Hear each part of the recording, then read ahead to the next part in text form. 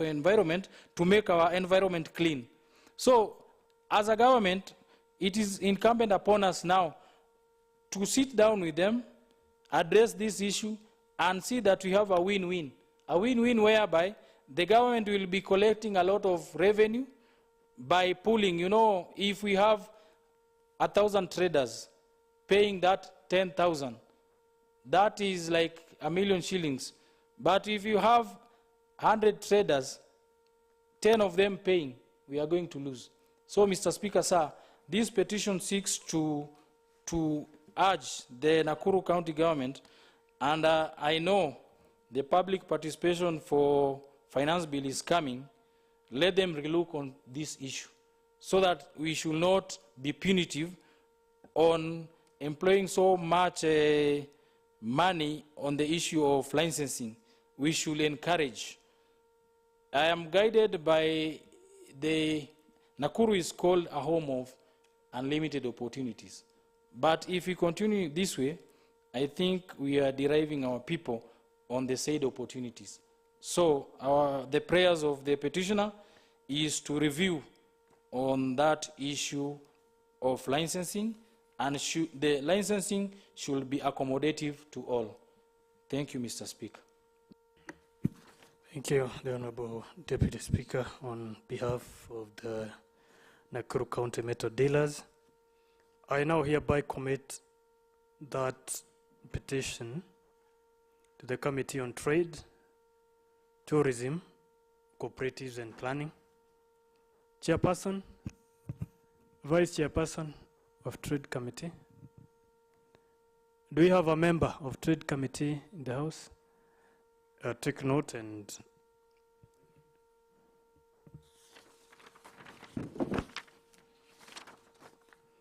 next order. Order number 5, papers. There are papers to be laid, and on behalf of the Honorable Leader of Majority Party, the Honorable Gadhanwa will lay the papers. Thank you, Mr. Speaker. Mr. Speaker, I want to lay 4 papers. Paper number 1 is a report of the Auditor General on Annex Level 4 Sub-County Hospital for the year ended 30th June 2025. Paper number 2 is a report of the Auditor General on Langalanga Sub-County Level 4 Hospital for the year ended 30th June 2025.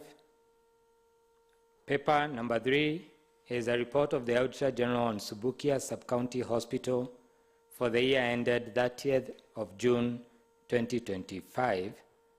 Paper number 4 is a report of the Auditor General on Bondeni Sub-County Level 4 Hospital for the year ended 30th June 2025. Thank you, Mr. Speaker, sir. Thank you. I beg to lay. Yes, the papers are properly laid. Thank you, the Honorable Member for Baruch. Next order. Order number 6, notices of motion. Sorry, before that, I now proceed to commit the 4 reports of the Auditor General to the Committee on Park.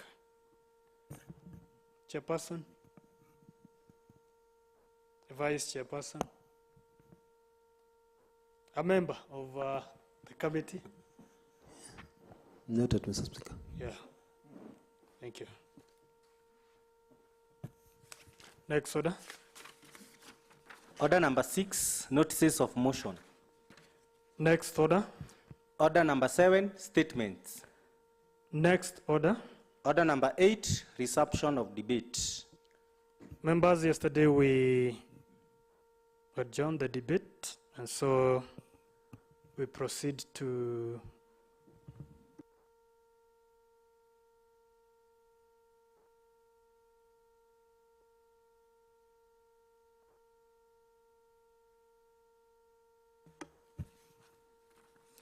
there is order number 7.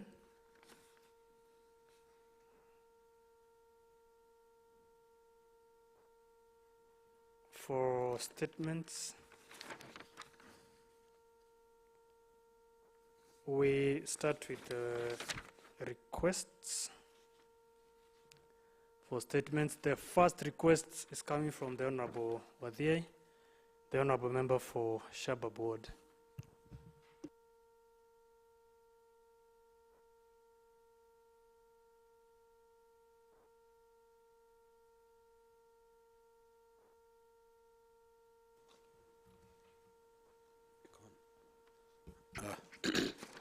Thank you, Mr. Speaker.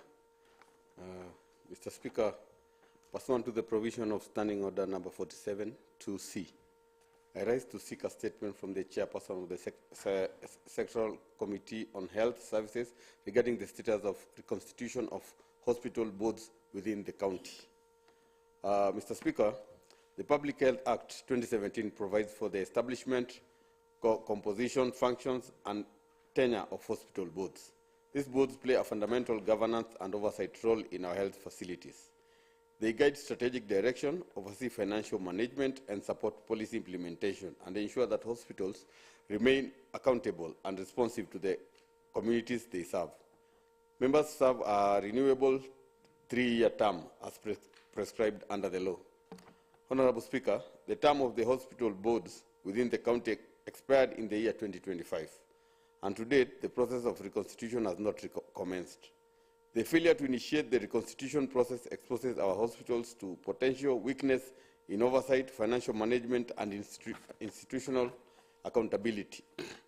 In the absence of duly constituted boards, the governance framework and contemplated under the law remains incomplete. Honorable Speaker, in light of the following, I request that the chairperson of the Sectoral Committee on Health Services provides a comprehensive statement addressing the following. 1. The reasons for the delay by the Department of Health in initiating, concluding the process of appointing or facilitating elections for new hospital board members following the expiry of their term in 2025. The current legal and administrative status under which the affected hospital boards are operating, if at all there is. The measure put in place by the department to ensure continuity of governance, oversight, and accountability in hospitals management during this period. The specific timelines within which the department intends to commence and conclude the process of constituting new hospital boards. The steps being undertaken to prevent recurrence of such delays in future. Mr. Speaker, I'd like to say that hospitals operating without boards that are well constituted can bring a lot of problems to our people, Mr. Speaker. Like now we have such a scenario in where the funds from the World Bank have been held because the board, the city board, was not well constituted. So we pray that the health department will be, the Committee on Health will pick up this issue and give us a response as quick as possible. Thank you, Mr. Speaker, for giving me this opportunity. Thank you. The statement is committed to the Health Committee.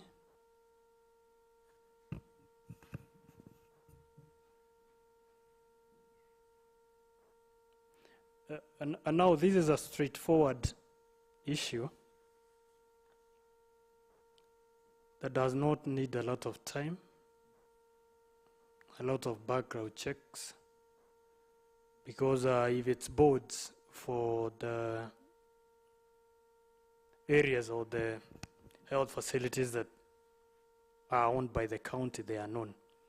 So the Honorable Chairperson, Committee on Health, Vice Chairperson, a member of the Health Committee, you have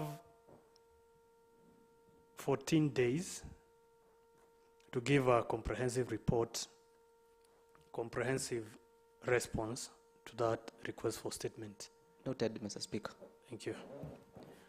There is a second request for statement by the Honorable Nixon Morogo.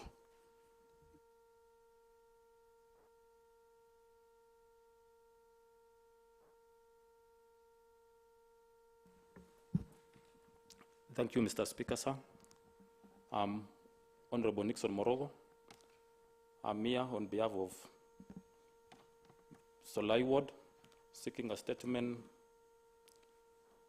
Honorable Speaker, pursuant to Standing Order 47-2C, I rise to request for a statement from the Chairperson of Sectorial Committee on Energy, Environment, Water and Natural Resources concerning the deteriorating water quality and public health risk associated with Chamarmar water supply system in Solai Ward, Rongai Sub-County. Honorable Speaker, Article 43(1)(d) of Constitution of Kenya expressly provide that every person has the right to clean and safe water in adequate quantities. These constitutional guarantees impose a direct obligation upon state and its agencies to respect, protect, promote, and fulfill the right to the people. Honorable Speaker, the Chamarmar water supply system comprises two plastic storage tanks of 10,000 liters each, serving approximately 350 households.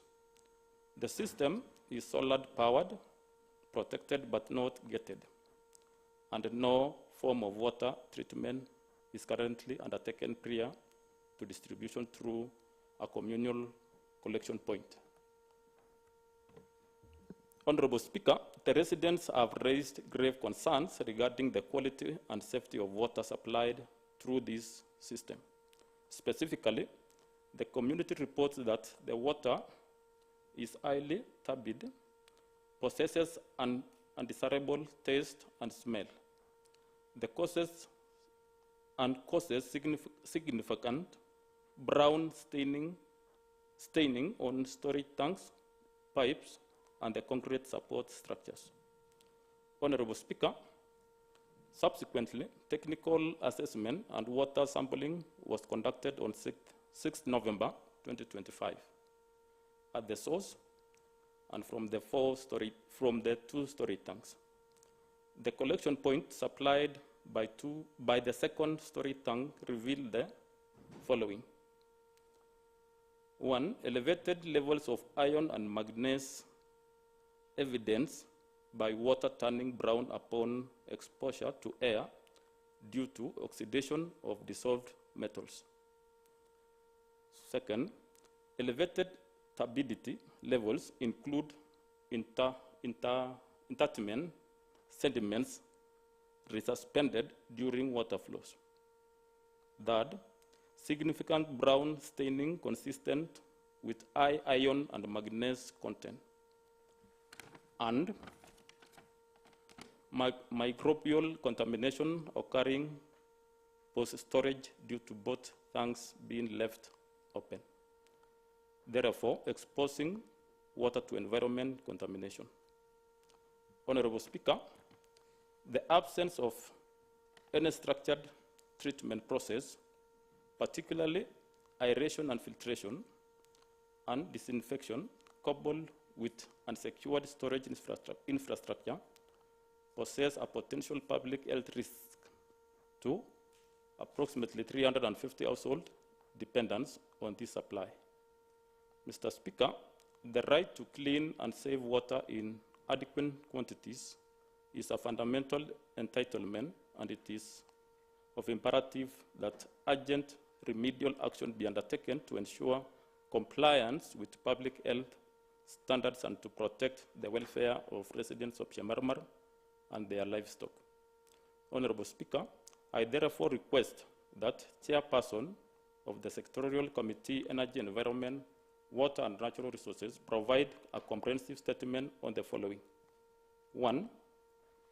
Whether the Department of Energy, Environment, Water and Natural Resources is aware of deteriorating water quality situation in Chamarmar and the associated public health implication. Secondly, the measures that the county government has taken or intend to take or to institute an appropriate water treatment system incorporating aeration and filtration to address the elevated iron manganese and turbidity levels. Thirdly, Mr. Speaker, whether there is a plan to construct a treatment facility on elevated ground to allow gravity-fed distribution, including pumping from the borehole to designated treatment and main storage dam. Fourthly, Mr. Speaker, the timelines within which the storage tanks will be secured, covered, and protected against the contamination. And lastly, Mr. Speaker, what the interim measures have been put in place to safeguard residents from continued consumption of potential unsafe water. Thank you, Mr. Speaker, sir. Thank you. Honorable Member for Solai. Now request is committed to the Committee on Energy, Environment, Water and Natural Resources.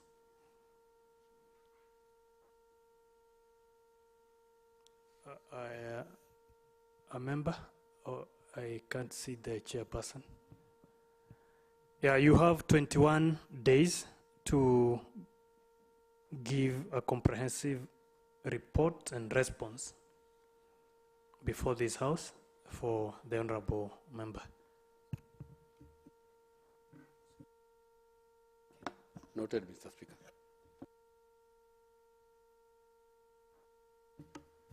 The third request for statement is from the Honorable Wadhi Macharia.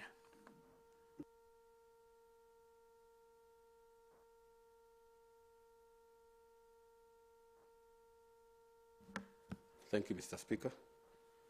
Mr. Speaker, pursuant to the provisions of the Standing Order number 472C, I rise to seek a statement from the chairperson of the Sectoral Committee on Disaster Management and Emergency Services regarding the state of the fire and disaster management services within the city and municipalities, and more specifically, the possibility of transferring these services to the city boards and municipalities as a strategic measure to enhance efficiency and unlocking additional funding opportunities. Mr. Speaker, the frequency of fire outbreaks and related emergencies within our urban centers continues to expose serious gaps in response capacity. Concerns have been raised regarding the adequacy of fire engines, rescue equipment, protective gear, and overall preparedness of the fire department. These challenges call for the deliberate policy review not only of equipment and staffing levels, but also of the institutional framework under which these services are administered. Mr. Speaker, under the disaster management, urban disaster management today requires innovative financing models and flexible governance structures. Many development partners and global funds prioritize direct engagement with city or municipalities level institutions in advancing urban resilience and climate adaptation and emergency preparedness initiatives. It is therefore prudent for this House to interrogate whether restructuring the administration of the Fire Disaster Management Service could position the city and municipalities to better leverage such opportunities. Honorable Speaker, a modern, well-funded and professionally managed fire department is central to safeguarding lives, property and investment within our city. I therefore urge the committee to undertake a comprehensive review of this matter and table a detailed report outlining the legal feasibility, financial implication, and potential benefit of transferring these services to the city boards or municipal boards across the county. Honorable Speaker, in this regard, I seek clarification from the Chairperson Committee on Disaster Management and Emergency Services on the following. 1. Is the current budget allocation sufficient to sustain modernization, maintenance, and expansion of fire stations within the city and municipalities and its environs? What are the fire disaster management services currently retained at the county? Why are the fire disaster management services currently retained at the county level rather than being administered through the city or municipal boards? What legal or policy considerations have informed this arrangement? Has the county executive undertaken any feasibility assessment on transferring these functions to the city board or municipal boards? Would transferring fire and disaster management services to the city or municipal board enhance operational efficiency, responsiveness, and accountability within the urban areas? Could such a transfer enable the city board or municipal board to independently mobilize resources, enter into public-private partnership, and access conditional grants or development partners funding targeted at urban resilience and disaster preparedness? What mechanisms are currently in place to attract donor funding, climate resilience financing, and urban infrastructure grants or private sector support for fire emergency services? Would placing these services under the city or municipal boards open additional channels for international urban development, insurance-backed risk financing, or climate adaptation funds specifically earmarked for cities? I beg to lay, Mr. Speaker. Thank you. Thank you. Thank you. The Honourable Member for Shabab. That request for statement is hereby committed to the Committee on Disaster Management. The Honourable Member for Mayela. What is it? Mr. Speaker, sir, I can't see my name in the list and I have a statement to make. Would it be an oversight, please? Yes, now we can only deal with what is in the order paper. Possibly after this you check with the Secretariat.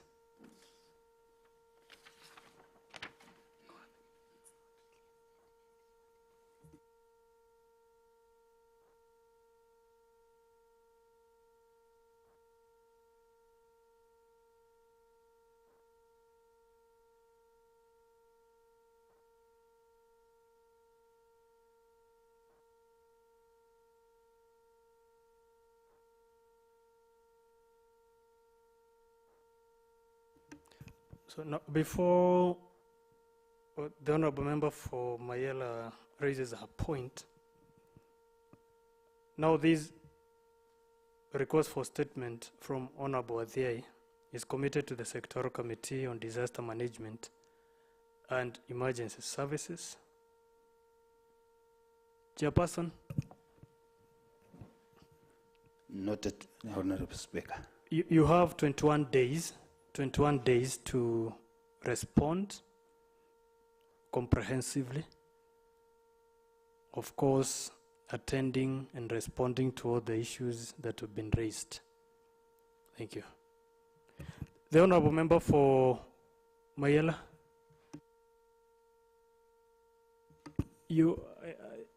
Possibly you address the issue from your microphone. Thank you, Mr. Speaker, sir, for this opportunity.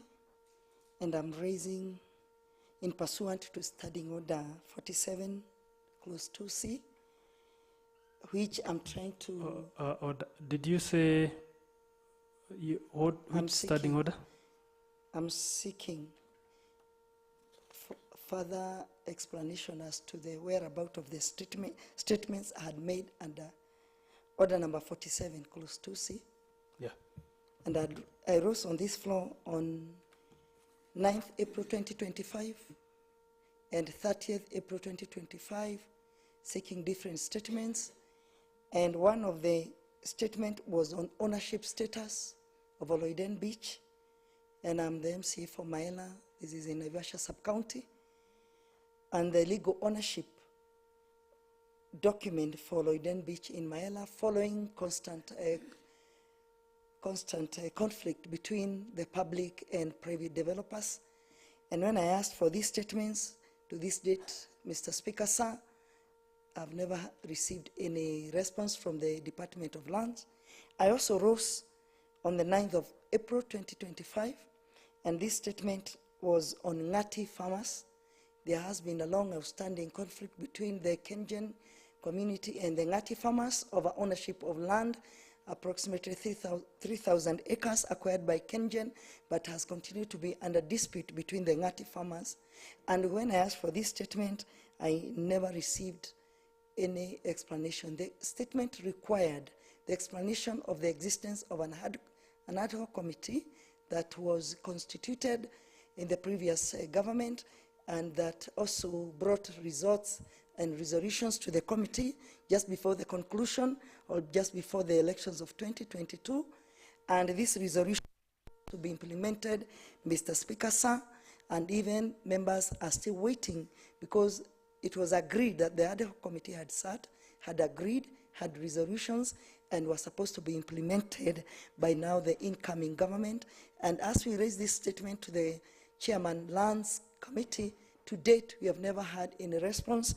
And Mr. Speaker, sir, I believe time sometimes can just go until we forget that we also had responsibility. The community is still waiting, we are still pursuing, and because of this, that is where I've just stood to remind maybe the House and the committee that we are still waiting. We require this information so that we can be able to work ourselves around the issue and maybe get answers before it is too late. So thank you, Mr. Speaker, sir, for that opportunity, and I believe this time around we are going to get those two statements answered, and the people of Mayela will get the answers that they deserve. Thank you, Mr. Speaker, sir. Thank you, the Honourable Member for Mayela, for raising. Those are very pertinent issues. Honourable members, it's good to note and to remind ourselves that any time an honourable member in this House raises very pertinent issues through requests for statements, it's not a matter of luxury.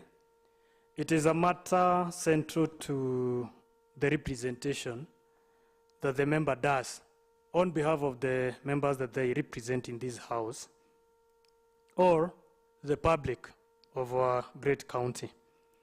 And so as such, I want to remind ourselves, honorable members, that any request made to a committee is subject to being withdrawn or its work being completed, and the issues that have been raised in those requests for statements being reported to this honorable House. So to this end, I want to direct that the Committee on Lands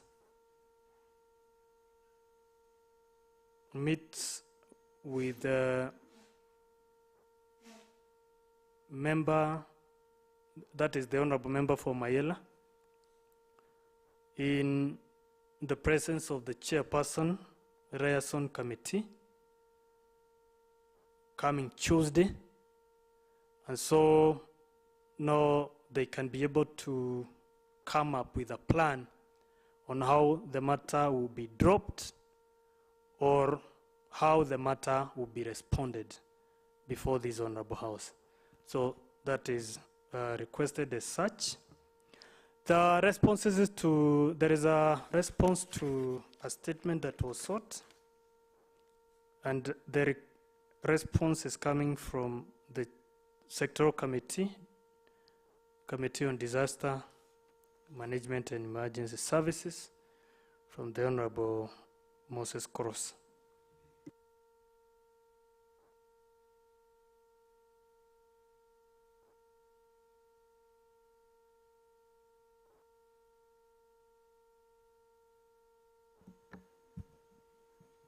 Thank you, Mr. Speaker, for giving me this opportunity to respond to the members' request. On Wednesday, 24th September, Mr. Speaker, sir, 2025, Honorable John Mwangi, MCA to the ward, requested for a statement from the chairperson of the Sectoral Committee on Disaster Management and Emergency Services regarding the state of public service delivery and emergency preparedness in Molo sub-county, following the destruction of key government infrastructure during the GNC Day demonstrations on 25th September 2025 and the subsequent Sabasaba protests. Upon receipt of this statement, Mr. Speaker, the Committee on Disaster Management and Emergency Services wrote to the CCM Public Service and devolution, citizen engagement, disaster management, and humanitarian assistance on 30th September 2025 regarding the statement as follows. The status of the Molo sub-county offices that were vandalized during the TNC Sabasaba protests, and what specific plans that are in place to ensure their full rehabilitation and functionality. Number 2, Mr. Speaker, whether there has been a prolonged lack of communication from the county government and the Department of Disaster Management regarding service resumption, and when will the formal updates be issued to the area leaders and the public. Number 3, the current state of emergency response infrastructure in Molo, particularly fire disaster response unit, and what timeliness exists for reinstating these vital services. Number 4, how funds collected under the SIMA motor fee structure are being managed in Molo, and why the residents are being charged for a service that is clearly non-operational. Mr. Speaker, sir, the requested statement also wanted the short-term and long-term measures being taken to prevent such administrative paralysis in the event of future civil unrests, and what reforms being considered to ensure institutional resilience. In response, Mr. Speaker, sir, the CCM Public Service and Devolution, Citizen Engagement and Disaster Management and Humanitarian Assistance gave the committee a detailed report on the response as follows, Mr. Speaker. First, an introduction on Molo Fire Station is made as follows. Molo Sub-County Fire Station serves a critical role in protecting lives, property, and environment across both urban and rural areas within its jurisdiction. The destruction of its operations due to destruction and vandalism of property during the 25th June 2025 and subsequent Sabasaba protests directly affected the safety and well-being of the local community, not only on fire risks, but also on all other county services. Molo sub-county offices were completely destroyed, and 8 motor vehicles were burned down. The status of the Molo sub-county offices and rehabilitation plans. The department, in liaison with other stakeholders, have put strategies in place to ensure resumption of services in Molo sub-county headquarters.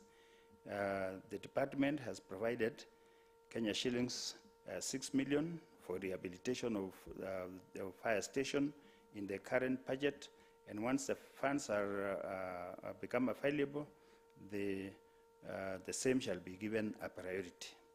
To ensure continuity of the services of the sub-county, the department, in liaison with the Department of Agriculture, temporarily arranged for occupation of offices at the agriculture offices in Molo town to serve temporarily as sub-county offices. On lack of communication from Nakuru County Department of Disaster Management and the timing of updates, the CCM, Mr. Speaker, sir, responded that there has been various communication from stakeholders regarding the new approach after the disaster. However, the communication has been hampered by high turnover of senior officers in the Department of Public Service Management in the recent past. Mr. Speaker, sir, there's been an issue on especially on the part of the disaster management. We've been having changeovers of CEOs, and obviously, whenever such takes place, Mr. Speaker, services are affected, And this one has been noted to be a big problem because since we came, we've had a number of CEOs. We are in the third one now, and we really do not know why the department is being treated that way. The Directorate has plans to sensitize the members of the public through various county public forums so that they can be aware of what is happening. On the current state of emergency response infrastructure in Molo and reinstatement of timelines, the Directorate has partnered with Team Sales, that is a company in Molo in management of fire disaster management, covering Molo and El Pagon towns, including the environments. Further, the Directorate tendered for refurbishment works for both in Naivasha and Molo sub-counties. The contract is currently ongoing. The county is committed to revamping its disaster management arm, including adding more fire stations across the 11 sub-counties, which would include Molo. The tender notice serves as a useful lead. These documents are available and members of the public can access through, they are available in the system. On the management of fire compliance fees, the public do pay mandatory fire compliance fees when they are paying licenses for their businesses. The management of the county funds is solely a function of the Department of Finance and Economic Planning. On short-term and long-term measures, Mr. Speaker, sir, the department addresses the matters as follows. One, the department has engaged a partnership for capacity building, for skills and even equipment development. For example, there is the Chairman PASTE, European Fire and Rescue Support Association, which is partnering with Nakuru to provide equipment, knowledge sharing, refresher training, simulation in order to help build human and technical capacity to respond so that response units are more capable even under pressure, and that is actually to help restore functionality faster and especially after the damage. The department is committed to revamping disaster management, including manpower training as part of its institutional strengthening plan. It has also prudent investment in disaster preparedness, and this is also evident in various areas, especially investing on early warning systems, risk modeling, community risk communication across the entire Nakuru County. It has also planned for establishment and refurbishment for fire stations in 11 sub-counties as part of the current CIDP. There is also the decentralization of emergency infrastructure so as to reduce the response delays and improve local capacity to respond even when the regional units are overstretched or damaged. Mr. Speaker, sir, the long-term strategies that the department has includes dedicated county and or emergency disaster fund. Because the counties will be required under the Public Finance and Management Amendment Bill that was there in 2024, all the counties are required to set up this disaster fund. This means that dedicated monies that can be accessed quickly in case of crisis. So there is that emergency disaster fund, which all the counties should start, so it should be able to, members, this fund should be accessed without delay, and it means that the response will be as quick as possible. It will also ensure that funding is not on a bottleneck. It allows for rapid disbursement to repair infrastructure and even restore services without waiting for supplementary budgets. We also have the strengthening legal institutional frameworks.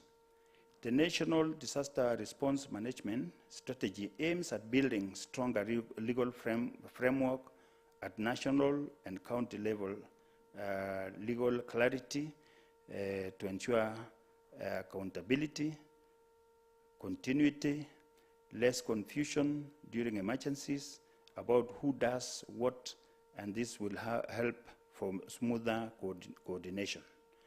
The issue of redundancy and decentralized services, service delivery, having multiple fire stations, Mr. Speaker, sir, more equipment, even more engines, more trained firefighters, more units that are spread across the wards or even sub-counties rather than concentrated in a few areas. This will actually will enable the response to be smooth. If one of the office or the stations is destroyed or incapacitated, others can pick up the slack.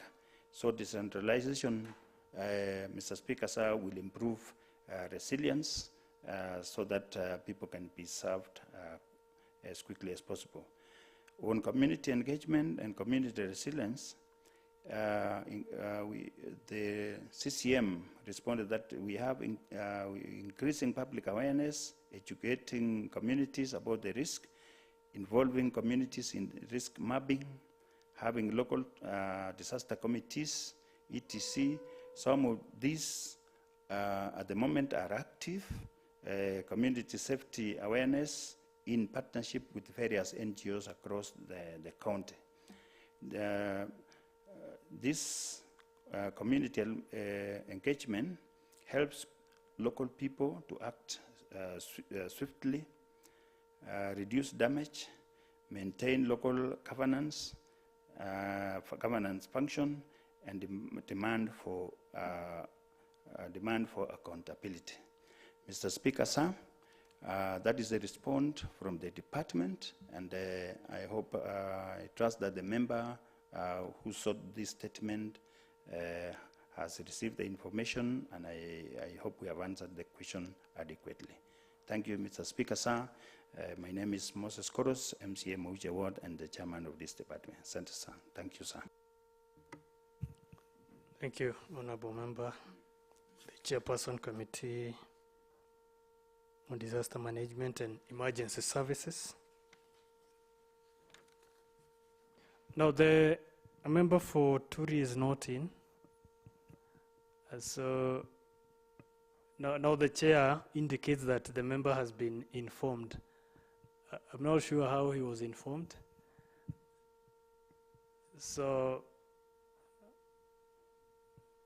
you have to make a follow-up and make sure that he has that report, so that should he be having further concerns, they could be raised in this honorable house.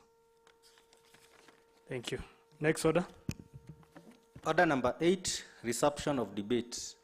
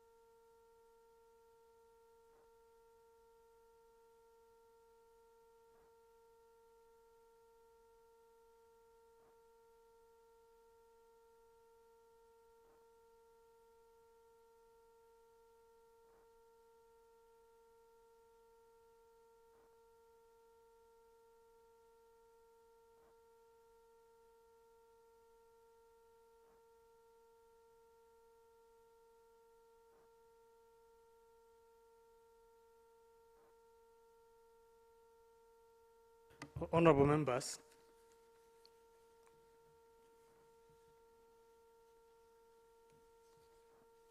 due to some technicalities, the House is not able to resume the